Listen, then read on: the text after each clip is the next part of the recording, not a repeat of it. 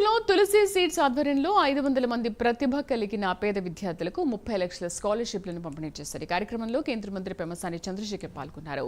తులసి seeds అధినేత రామచంద్ర ప్రభు ఎంతో కష్టపడి ఈ స్థాయికి చేరుకున్నారని కేంద్ర మంత్రి పెమ్మసాని అన్నారు.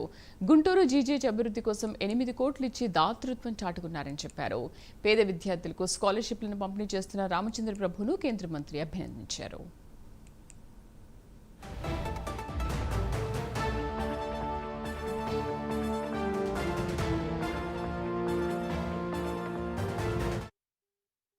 చాలా ఇంపార్టెంట్ ఇది. విద్యార్థులు చాలా మంది ఉంటారు ఇక్కడ. మీరు అందరూ తెలుసుకోవాల్సింది ఏంటంటే, ఓకే చదువుకుంటారు, మంచి ఉద్యోగాలు వస్తాయి, అవన్నీ okay, no problem, comfortable life వస్తుంది.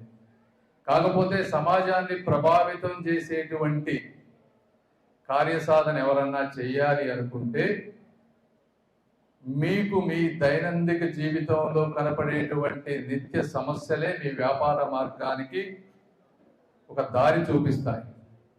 మీరేదైతే ఇబ్బందులు పడుతున్నారో ఆ ఇబ్బందులని ఒక బిజినెస్ ఐడియాలుగా పెట్టుకొని ఇలా సక్సెస్ అయిన వాళ్ళందరినీ మెంటర్స్గా పెట్టుకొని ముందుకు వెళ్తే మీరు కూడా మరొక మంచి పారిశ్రామికవేత్తగా ముందుకు వెళ్ళొచ్చు.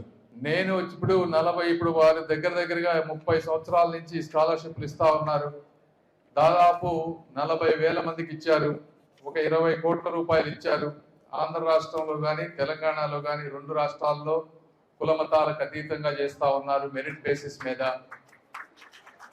ఈరోజు దాదాపు 550 మందికి పైగా ఇస్తా ఉన్నారు. ఇవే కాకుండా ఇప్పుడు మరి బిజినెస్ ద్వారా దాదాపు 1600 నుంచి 2000 మందికి ఉపాధి కల్పిస్తా ఉన్నారు.